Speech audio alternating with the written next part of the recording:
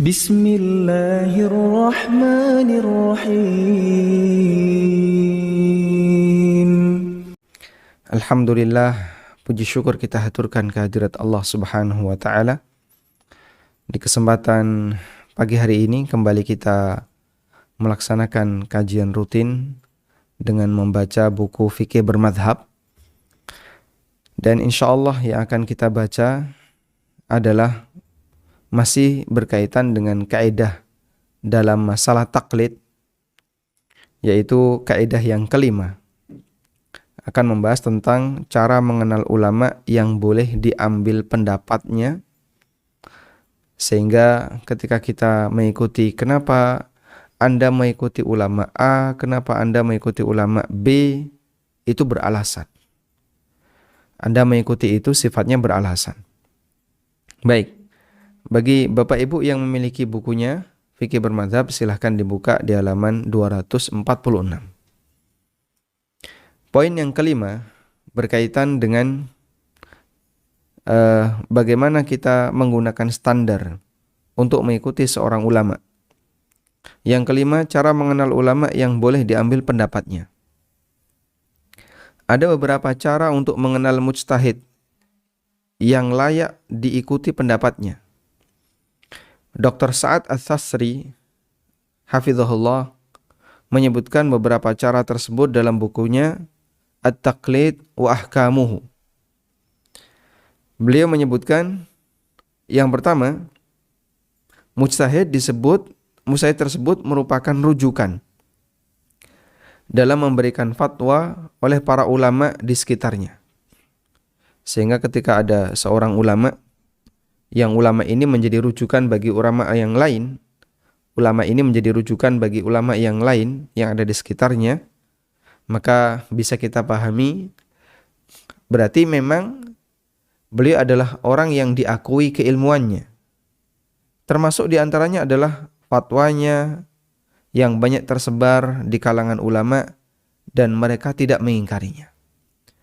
Orang ini banyak menyampaikan beberapa keterangan hukum dan bahkan keterangan itu dikutip oleh tokoh-tokoh yang lain, ulama-ulama yang lain. Dalam posisi mereka tidak mengingkarinya. Maka ini bisa menjadi salah satu indikator bahwa keilmuan beliau adalah diakui oleh para ulama yang lainnya. Baik, ini yang pertama. Kemudian yang kedua, di antara ciri yang kedua, banyak masyarakat yang mengambil ilmu darinya. Sebagian ulama menyebutkan bahwa ciri pertama dan kedua ini harus ada secara bersamaan pada diri ulama yang hendak diikuti pendapatnya. Artinya ketika masyarakat mengambil ilmu darinya, berarti menunjukkan bahwasanya dia tidak dicurigai sebagai orang yang memiliki pemahaman yang menyimpang. Tapi ketika dia dikenal berilmu, cuman banyak ulama atau masyarakat tidak mengambil darinya, bisa jadi ada indikator bahwasanya orang ini adalah orang yang pemahamannya dihindari oleh masyarakat yang lain. Baik, wa ala kullin, intinya di poin 1 dan 2 ini berkaitan dengan bagaimana respon para ulama terhadap ulama yang lain. Ketika mereka memberikan respon yang positif, memberikan penghargaan terhadap pendapatnya, berarti itu salah satu di antara indikasi bahwasanya ilmu beliau adalah ilmu yang diakui. Yang ketiga, orang ini memiliki ciri orang yang baik dan dekat dengan agama. Misalnya, menjaga sholat 5 waktu berjamaah. Tidak memiliki akidah atau praktik ibadah yang menyimpang. Kalau dia dekat dengan dukun, sholat 5 waktu nggak pernah ke masjid, justru jauh dari agama, meskipun bisa jadi dia dianggap tokoh masyarakat. Ada tokoh masyarakat tapi hakikatnya dia jauh dari agama.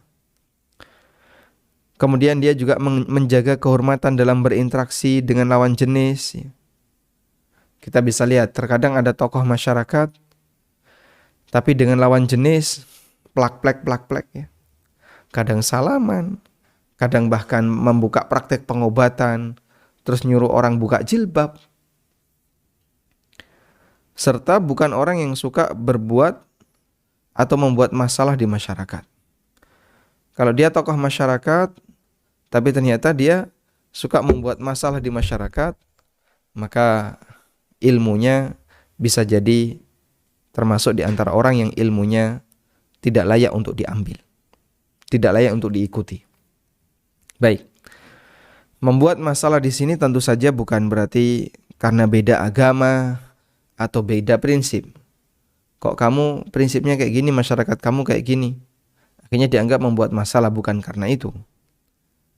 Bisa jadi ada orang yang memegangi kebenaran di tengah masyarakat yang mereka punya tradisi dan kebiasaan tidak sejalan dengan kebenaran. Maka itu sama sekali tidak mencacat status ulama tadi ketika mereka beda sendiri, meskipun bisa jadi di masyarakat dianggap sebagai orang yang membuat masalah. Misalnya, di sebuah daerah ada kegiatan sedekah bumi, menanam kepala kambing atau kepala sapi atau kepala kerbau. Lalu ada sebagian orang yang gak setuju. Dia tokoh masyarakat dan dia gak setuju. Dan dia menyampaikan di hadapan masyarakat bahwasanya tradisi ini adalah tradisi yang haram, wajib untuk ditinggalkan, apapun alasannya. Mau disebut budaya, mau disebut tradisi, mau dengan alasan apapun, haram bagi muslim untuk melaksanakannya. Kalau non-muslim melaksanakan itu di luar tanggung jawab, itu urusan mereka. Non-muslim berbuat kesyirikan. Dalam arti kita berbicara untuk ranah dan skup kaum muslimin. Ya, meskipun yang namanya tindakan kesyirikan siapapun pelakunya tidak boleh. Sehingga kita bicara untuk skup kaum muslimin. Tidak boleh kaum muslimin dimanapun dia berada, baik yang berada di pesisir selatan, maupun yang berada di pesisir utara, maupun yang tinggal di lereng gunung, atau di tempat manapun, tidak boleh yang namanya menanam kepala kambing, atau kepala sapi, atau kepala kerbau, kepala binatang, dalam rangka persembahan kepada selain Allah, apapun alasannya.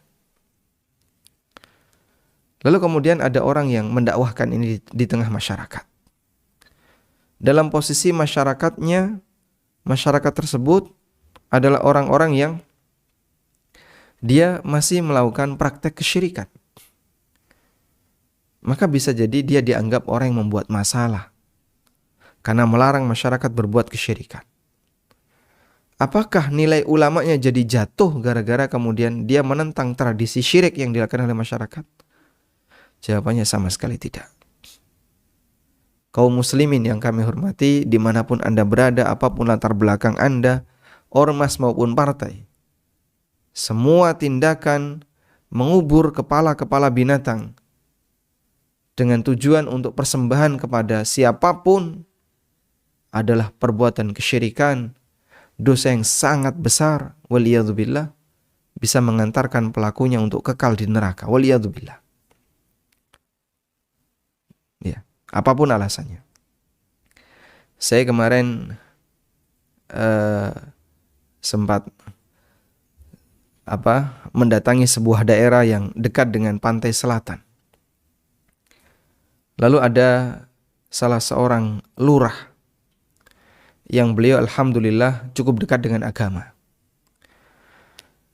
Kemudian beliau harus tanda tangan ACC ketika ada acara-acara seperti itu. Ada masyarakat yang mau melakukan labuh, ya, di mana kepala kerbau atau kepala sapi dilabuh ke lautan. Tujuannya apa? Untuk persembahan kepada penjaga lautan. Dilabuh kepala sapi atau kepala kerbau atau kepala kambing. Sudah? Dan beliau menolak untuk itu dan menyampaikan ini tidak boleh, haram. Cuman tekanan dari camat. Ya. Camatnya karena setuju udahlah biar tanda tangan aja. Dan sampai akhirnya beliau berniat untuk mengundurkan diri dari status sebagai lurah karena nggak betah dengan situasi semacam ini. Masya Allah. Sehingga kita bisa lihat di sini ya, yang namanya praktek syirikan seperti ini dilakukan oleh kaum muslimin. Terutama di daerah-daerah yang orang terkadang memiliki ritual tertentu yang melibatkan persembahan. Di Jogja cukup banyak ya, karena kita berada di lereng Merapi. Kemudian Jogja Selatan ada labuhan yang dipersembahkan untuk lautan. Semua itu adalah perbuatan dosa besar, haram hukumnya untuk dilakukan kaum muslimin. Ya. Apapun latar belakang mereka, latar belakang partainya, ormasnya, tidak boleh kaum muslimin melakukan seperti ini. Baik, kita lanjutkan. Yang keempat, ulama tersebut memiliki kesibukan kegiatan belajar mengajar.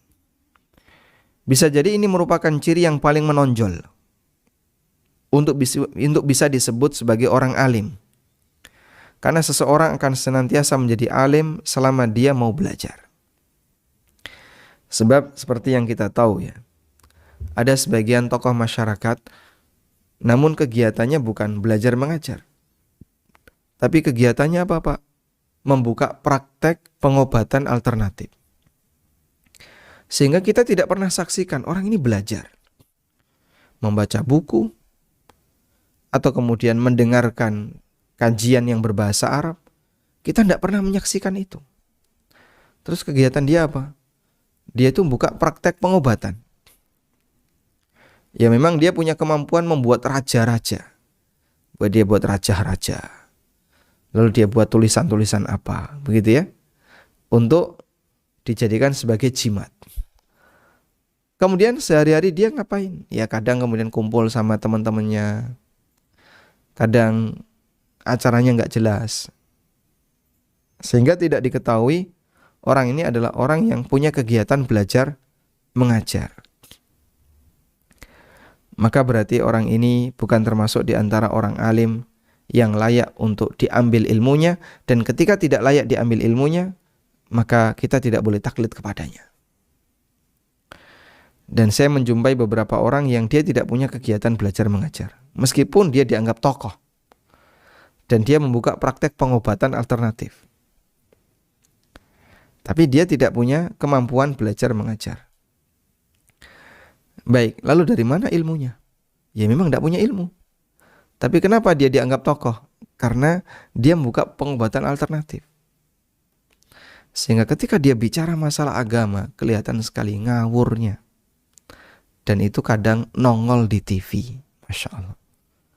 Orang yang nongol di TV yang kayak gini, yang dijadikan sebagian orang Indonesia sebagai tempat untuk curhat, lalu menyampaikan permasalahannya. Kemudian dia mengobati dengan cara yang dia miliki. Yang kelima, dikenal luas oleh masyarakat akan keilmuannya dan kejujurannya dalam menyampaikan ilmu agama. Sehingga orang melakukan istifadah. Istifadah atau mungkin di sini yang dimaksud adalah istifadhah. Artinya adalah sudah terkenal di masyarakat, dia sebagai orang yang ma'ruf dalam memahami, ma'ruf dalam menyampaikan ilmu agama, sehingga masyarakat menjadikannya sebagai rujukan. Sebagian ulama menjadikan ini sebagai salah satu standar bolehnya seorang mujtahid dijadikan sandaran dalam bertaklid. Baik, intinya begini ya. Jadi keterangan dari Dr. Sa'ad As-Sasri, yang beliau adalah salah satu anggota Hay'ah Kibar Ulama dulu. Intinya bahwa beliau memberikan panduan orang yang bisa dijadikan sebagai ulama adalah yang menjadi panutan dan kita boleh taklid kepadanya adalah orang yang bernisbah kepada ilmu. Ini kita melihat dari sisi subjektif. Sehingga pertimbangan subjektif, pertimbangan taklid,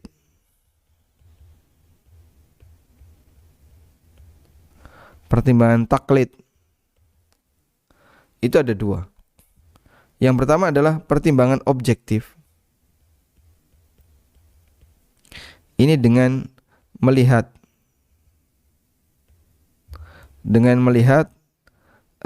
nilai pendapat.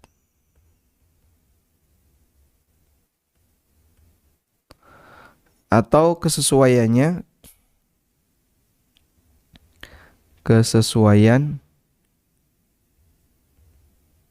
pendapat dengan sumber kebenaran, dengan dalil. Kesesuaian pendapat dengan dalil. Ini pertimbangan objektif. Dan ada pertimbangan subjektif. Pertimbangan taklid yang sifatnya subjektif adalah menilai pendapat berdasarkan siapa yang menyampaikan.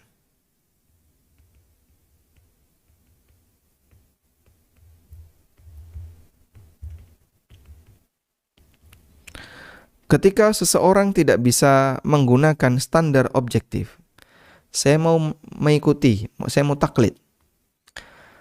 Coba kamu lihat pendapat sekian ulama ini mana yang paling mendekati kebenaran. Saya tidak mampu, nggak sanggup. Ketika dia nggak sanggup, maka dia beralih kepada pendekatan subjektif. Lihatlah siapa yang menyampaikan. Nah, kemudian landasan untuk penggunaan pertimbangan subjektif disampaikan oleh Dr. Sa'ad Ats-Tsafri dengan beberapa poin yang tadi kita baca. Intinya adalah subjek itu orang yang bernisbah kepada ilmu. Dikenal dekat dengan ilmu agama. Dan tidak semua tokoh masyarakat dekat dengan ilmu agama. Ada tokoh masyarakat tapi dia hanya pintar membuka pengobatan alternatif. Ada tokoh masyarakat yang pintar ngomong tapi tidak punya ilmu. Ada tokoh masyarakat yang dia pintar mengelola yayasan tapi tidak punya ilmu agama. Dia bukan termasuk orang yang dekat dengan ilmu agama. Maka semua pertimbangan subjektif semacam ini bisa kita jadikan sebagai ukuran. Tidak semua tokoh masyarakat bisa kita ambil ilmunya. Hanya mereka tokoh masyarakat yang dikenal dekat dengan ilmu, itulah yang kita ambil ilmunya. Makanya ketika dia dekat dengan ilmu, berarti dia punya ilmu. Tapi kalau jauh dari ilmu, jarang belajar, jarang mengajar, tidak pernah mudzakarah, tidak pernah dia belajar di rumah. Maka ketika dia tidak dekat dengan ilmu, bagaimana mungkin orang semacam ini bisa dijadikan sebagai sumber ilmu? Walhamdulillah. Sekarang kita lanjutkan ke pembahasan berikutnya. Pembahasan berikutnya berkaitan dengan realita, yaitu keberadaan orang yang secara sengaja mencari yang paling ringan. Mencari pendapat yang paling ringan. Tatabbu ar-rukhas, mencari rukhsah. Di mana ada rukhsah diambil, di mana ada rukhsah diambil. Ada sebagian orang yang sengaja mencari pendapat yang paling ringan ketika terjadi perbedaan. Dia ingin bebas berpindah dari satu pendapat ke pendapat ulama yang lain untuk memilih pendapat yang paling mudah. Sehingga memang secara sengaja orang ini mencari pendapat-pendapat yang kira-kira paling ringan bagi kehidupannya. Perbuatan ini merupakan tindakan tercela secara agama, bahkan para ulama menyebutnya sebagai tindakan mengikuti hawa nafsu. Asy-Syatibi mengatakan, tatabbu'ur rukhasi mailun ma ahwa'in nufus. Wasyar'u jaza bin nahyi anittiba'il hawa. Sengaja mencari rukhsah berarti cenderung mengikuti hawa nafsu, mailun ma'a ahwa'in nufus, cenderung mengikuti hawa nafsu. Padahal syariat melarang untuk mengikuti hawa nafsu. Sehingga dia ngambil suka-suka yang kira-kira mana yang paling ringan bagi kehidupannya. Termasuk dalam hal ini adalah taklid kepada orang yang mutasahil, yang mudah memberikan kelonggaran. Udah gak apa-apa, itu boleh. Yang kayak gini boleh, gak apa-apa, cuman dikit gak apa-apa. Gak apa-apa. Akhirnya terlalu sering dia mengatakan gak apa-apa, gak apa-apa. Setahu saya gak apa-apa. Santai aja, ini gak apa-apa. Masya Allah. Ini orang yang mutasahil, terlalu banyak memberikan kelonggaran dalam berfatwa. Sehingga hampir semua penjelasannya lebih terkesan serba boleh. Apa sih yang gak boleh? Ini boleh, ini boleh, ini boleh. Terus yang gak boleh yang mana? Sudah tidak ada. Oleh sebab itu, seorang muqallid, orang yang taklid, tidak diberi kebebasan dalam memilih pendapat ulama sesuai seleranya, dengan mempertimbangkan adanya potensi dominan baginya untuk memilih berdasarkan hawa nafsu. Ini pasti dia akan mengikuti berdasarkan hawa nafsu. Asy-Syatibi rahimahullah mengatakan, wa mata khayyarnal muqallidin fi madzahibil a'imma liyantaku minha atyabaha indahum lam yabqa lahum marja'un illa ittiba'i syahawati fil ikhtiyar. Ketika seseorang yang taklid diberi kesempatan untuk memilih pendapat ulama yang paling layak bagi mereka, orang yang taklid diberi kesempatan untuk memilih pendapat ulama yang paling layak bagi mereka, lam yabqa, maka tidak akan tersisa marja, rujukan selain ittiba'us syahawat, selain mengikuti syahwat fil ikhtiyar dalam memilih pendapat. Dia akan mengikuti syahwatnya. Sehingga tidak ada pertimbangan yang lain selain hanya mengikuti syahwat saat memilih. Dan ini bertentangan dengan tujuan penetapan syariat. Dengan demikian sama sekali tidak benar pendapat yang membolehkan mereka untuk memilih. Maka muqallid tidak bisa memilih. Dia nggak bisa melakukan penelitian secara objektif. Sementara memilih itu pertimbangannya adalah objektif. Kalau tidak bisa baru ke subjek, dan yang ke subjek ini pun sifatnya adalah dengan adanya batasan tertentu untuk mengikuti ulama yang diyakini dia punya hubungan dekat dengan ilmu. Walhamdulillahirabbil alamin. Ini ada satu quote ya, bahwa sengaja mencari rukhsah berarti cenderung mengikuti hawa nafsu. Dan dulu ada sebagian orang yang seperti itu. Dia kumpulin rukhsah-rukhsah yang disampaikan oleh para ulama. Sehingga ini dikumpulin. Lalu dikomentari oleh ulama yang lain. Laqad jama'a asyarra kullah. Orang ini telah mengumpulkan seluruh keburukan. Ini ada di zaman siapa ya? Laqad jama'a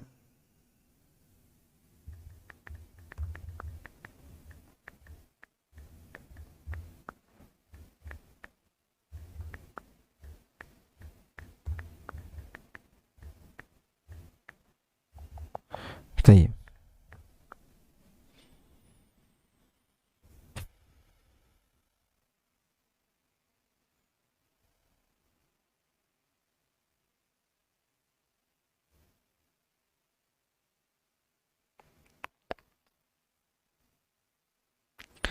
Ada beberapa keterangan yang disampaikan oleh para ulama tentang tatabbu'ur rukhas.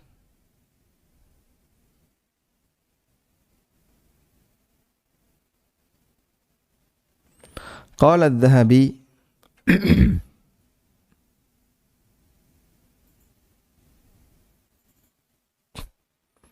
kata adz-Dzahabi rahimahullah, man tatabba'a rukhasil madhahib wa zallatil mujtahidin faqad raqqa dinuhu. Siapa yang mencari-cari rukhsah dari berbagai madhab atau memanfaatkan ketergelinciran para ulama mujtahid, faqad raqqa dinuhu, maka berarti agamanya lemah. Sebagaimana keterangan Al-Auza'i dan yang lainnya, man akhadha biqaulil makkiyin fil mut'ah wal kufiyin fil nabid wal mataniyin fil ghina wasyamiyin fi ismatil khulafa faqad jama'a syarra. Barang siapa yang secara sengaja mencari ketergelinciran ulama di masing-masing tempat, mengambil pendapat yang membolehkan nikah mut'ah yang itu disampaikan di kalangan sebagian ulama Mekah, atau mengambil pendapat bolehnya minum khamar dari nabid yang itu adalah pendapat sebagian ulama Kufah, atau mengambil pendapat bolehnya nyanyian yang ini adalah pendapat sebagian ulama Madinah, dan pendapat yang mengatakan ismatul khulafa, bahwa para khalifah itu maksum, dan itu pendapat Syam, para ulama yang ada di negeri Syam. Faqad jama'a syarra, berarti orang ini telah mengumpulkan seluruh keburukan. Faqad jama'a syarra, dia mengumpulkan seluruh keburukan. Sehingga ada ungkapan man tatabba'a rukhasal madzahib jama'a syarra kullah. Siapa yang secara sengaja mencari keringanan-keringanan dalam mazhab, maka berarti dia telah mengumpulkan seluruh keburukan. Waliyadzubillah. Tayyib. Sehingga secara sengaja seperti itu tidak boleh. Oleh karena itu, boleh nggak Pak kita pindah-pindah mazhab? Sah-sah saja. Anda tidak diharuskan untuk mengikuti mazhab tertentu. Dan ketika Anda pindah mazhab, ya, Anda pindah mazhab, yang perlu dipertimbangkan adalah latar belakangnya apa. Kalau latar belakangnya adalah kebaikan, insya Allah tidak masalah. Tapi kalau latar belakangnya karena ingin mengikuti hawa nafsu, karena ini yang lebih sesuai dengan kepentingan pribadi saya, maka ini termasuk di antara tindakan bermasalah. Wallahu a'lam. Walhamdulillahirabbil alamin. Selesai untuk bab tentang taklid, dan berikutnya kita beralih ke bab baru, yaitu fikih tentang fatwa. Baik, demikian, semoga bermanfaat. Wassallallahu ala nabiyyina Muhammadin wa ala alihi wa sahbihi wasallam.